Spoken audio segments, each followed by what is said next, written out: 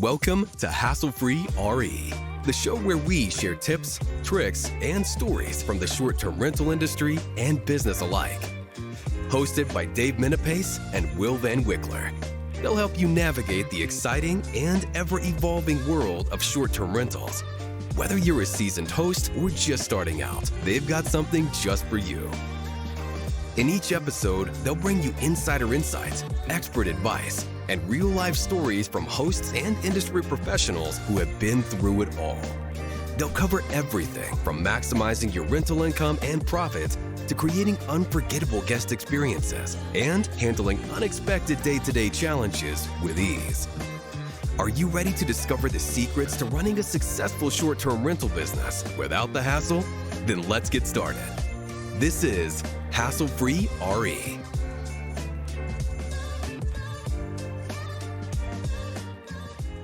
Hello, everyone, and welcome to another episode, another week, STR Education. I'm Dave Menapace, one of your hosts, president of 5-Star co-host and co-founder of Launchpad Consulting, helping more and more homeowners get to run their own short-term rental, get that thing up, running, launched, and give them good support on the operations. But I am joined here with my man, Mr. Will Van Wickler, New England's #1 short-term rental real estate agent, both for buying and selling. Will, how you doing, my friend? I'm doing great. It's summertime out here in Maine, and it's hard to complain, Dave. It really is.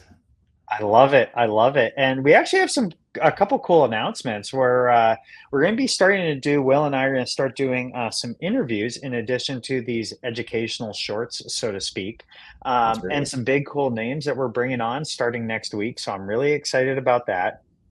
And be on the lookout for more updates and changes. I'll just leave it at that. But cool things. Will and I are just trying to bring our listeners and this industry value however we can. So that's right. Exciting stuff. Well, we can jump right in today. We've got a pretty interesting topic. And then also, why don't we go over that quick question before we jump into it?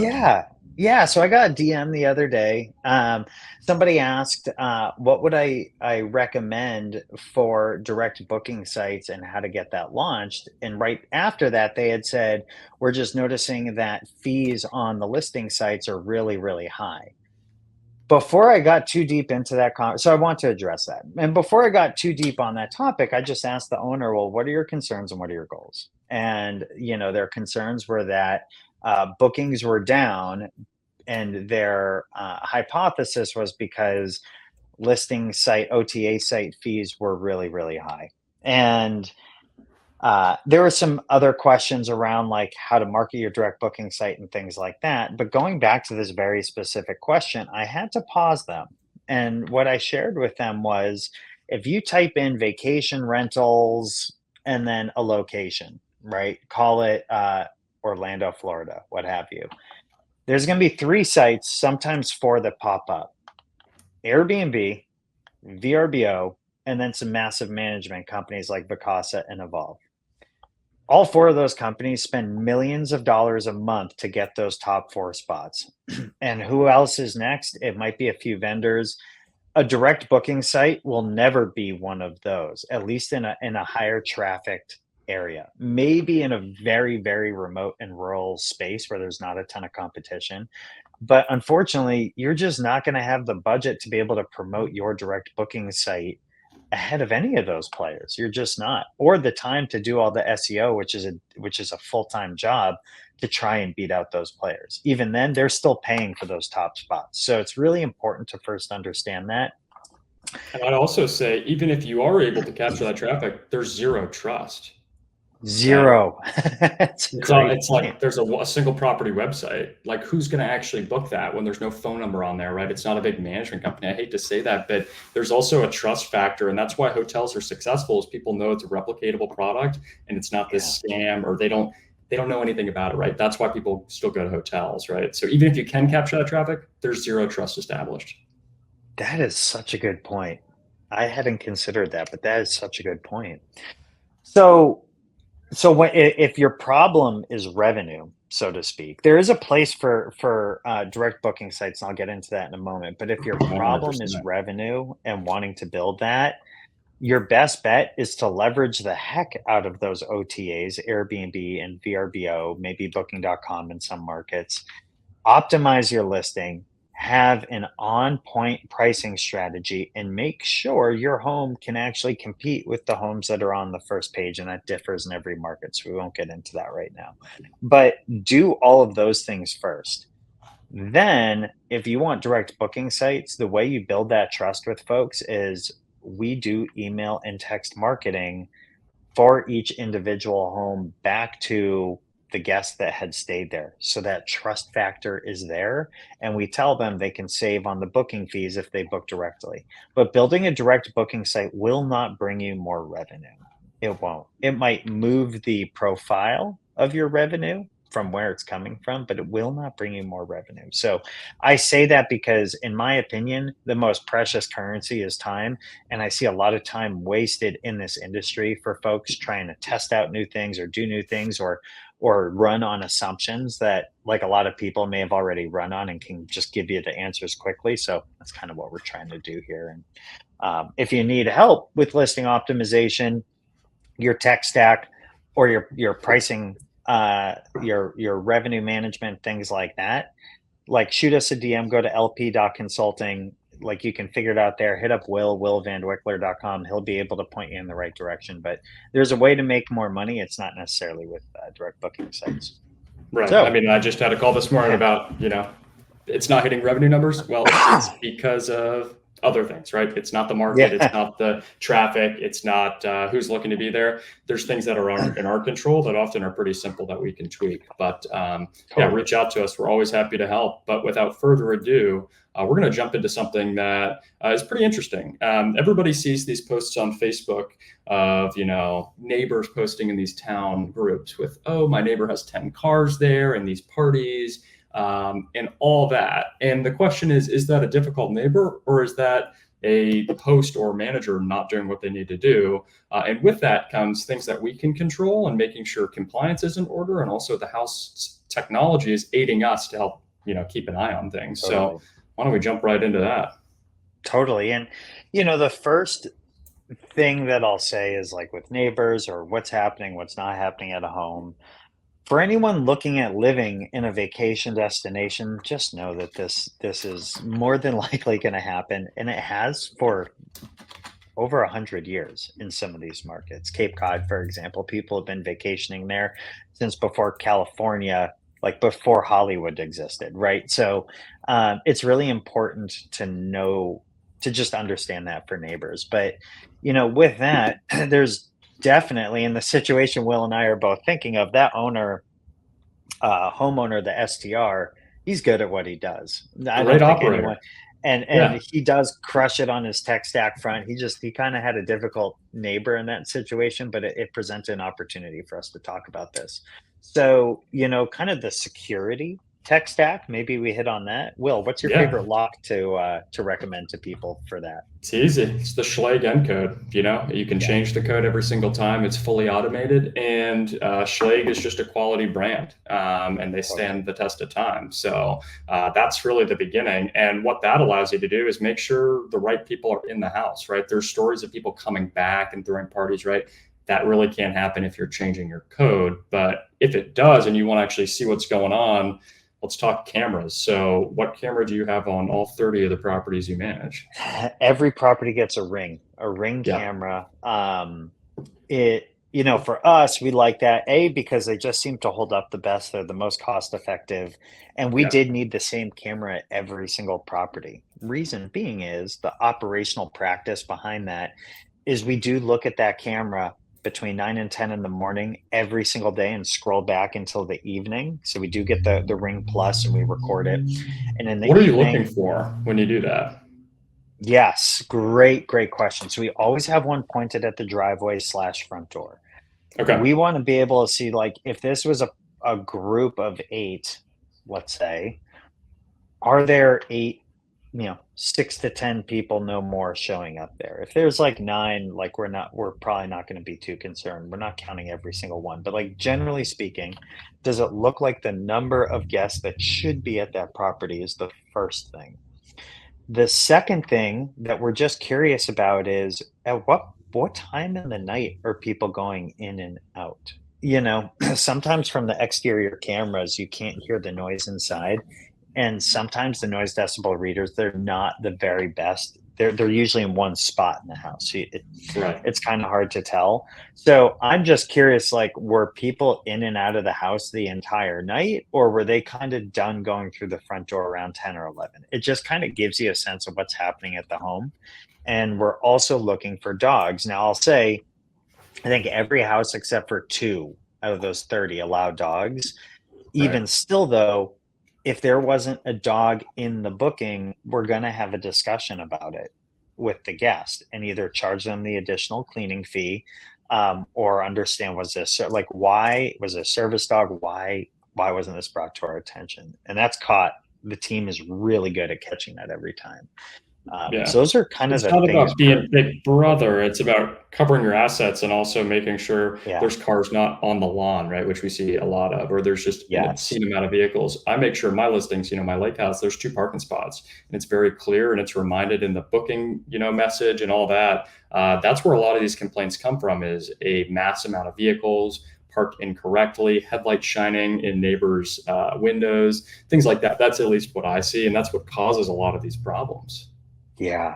Another thing with the camera, we try and make it so we can see the trash barrels from where the camera is. Not every time are we able to do that, but we Smart. generally want to see, was the trash taken? Because that's a whole nother level of management.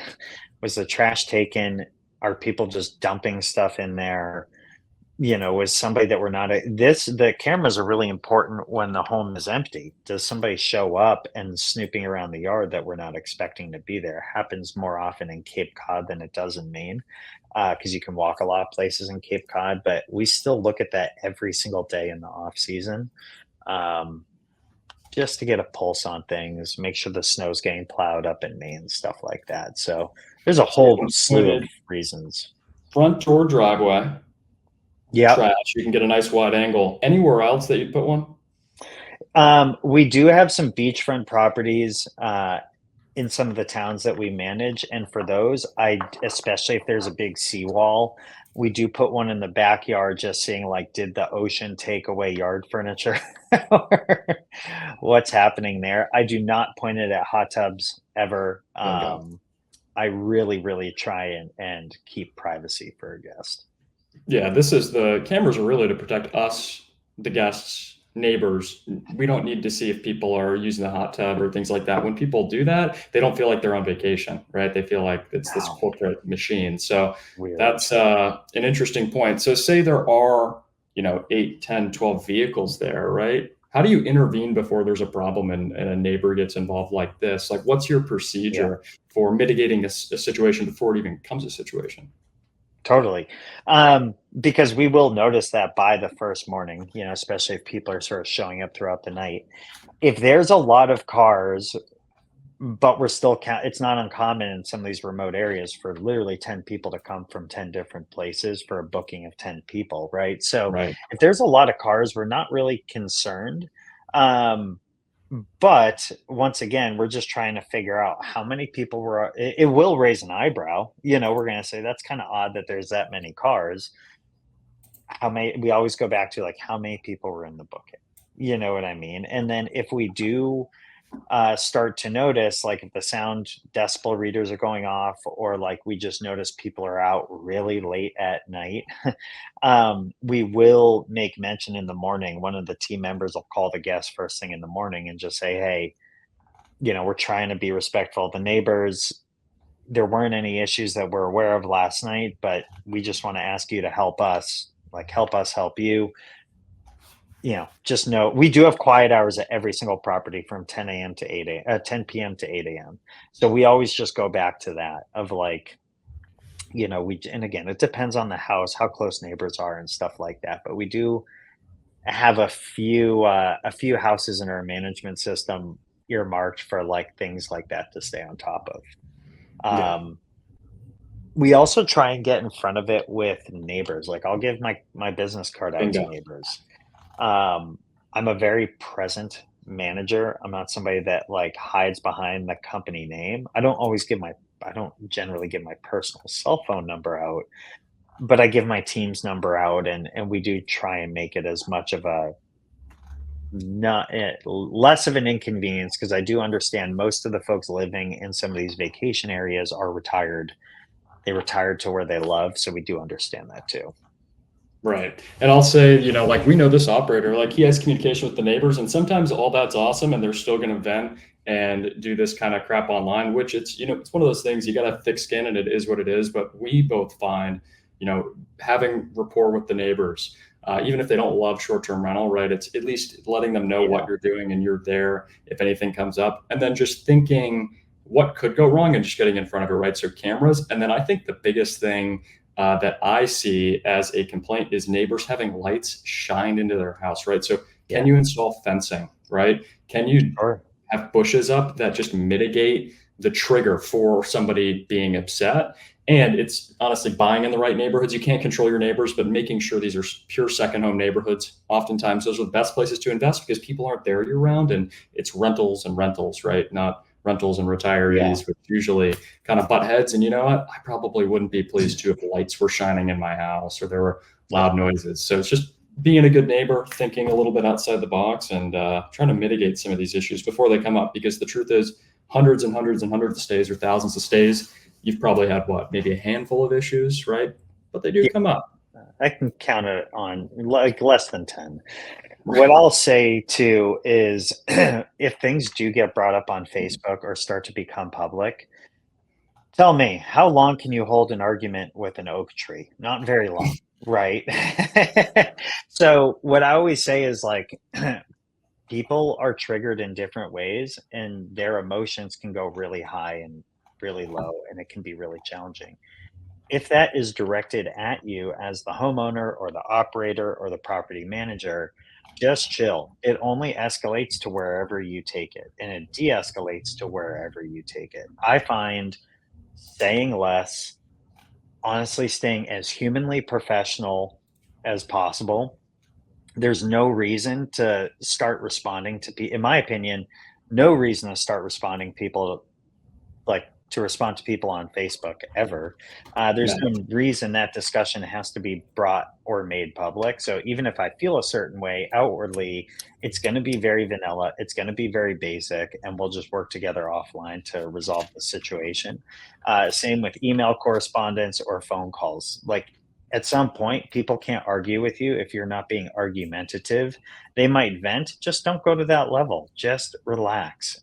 Like, it's only going to go where you take it, in my opinion. Right. Those are lose-lose situations, and we're always looking for a win-win. And it's one of those things, take it offline. Let's deal with the problem. Some people aren't going to be very mature and they're just bored, and that's fine. It's just do not engage. It's not worth anybody's time. You're never going to win. You are never going to win, and you're always going to look like the loser. So that's really, really good advice. And I like that. It's, hey, we can only control what we can control. If we're good operators, we're thinking, ahead, we're making sure we have cameras in place. We're making sure we're monitoring these properties. And when a problem does come up, we know what we need to do to deal with it and keep it off of Facebook. Yeah. That's it. Yes. And what I'll say back to the cameras, what's worked for us is consistency in checking them twice a day. Now I get it. If you're a solo operator, that could be difficult. It kind of comes with the territory at some point though, right? And it's like, just feel it out, be proactive on things. For us, it's not too hard because we have several people on our team that pitch in on that task. But I'll leave it at that. Be proactive. So many people, they only check when there's a problem. And, I hear that all the time. Like, oh, I'll check when there's a problem. It's one of those things, you got to make sure there's not problems happening so you can catch them before it becomes a situation. I love that. It's, hey, take 2 minutes at the end of the day, just scroll through your Ring app. Like, everybody has time. But make sure you're actually watching what's going on at these properties, because you can prevent a lot of damage and a lot of crazy things happening. For instance, my property, I've got a septic field in the front lot. People would love to park there, but I make sure they don't, right? So protect your assets and actually make sure you know what's going on. Yeah, that's smart. Well, my friend, I think this wraps it up for another episode. Will, someone wants to buy or sell a house. How can they find you? Yeah, willvanwickler.com. We can help you out anywhere in New England, and we'd love to do so. And if you need consulting, management, public speaking. I mean, everything. You do it all. Yeah, we now have a one-stop shop, whether you want management or consulting, or you want to buy a short-term rental with Will and I. Head on over to davemenapace.com. You can get in touch with me. You can actually book a time right on my calendar from there. We can set up shop for a half hour and see how we can best serve you. So looking forward to it. Awesome. And next week we've got a cool episode, but we won't spoil any details. Yes. So yeah, until next time, it's always a pleasure. Love it. Have a great one, Will. See ya. And that's a wrap for this episode of Hassle-Free RE. We hope you found today's tips and stories as inspiring and useful as I did.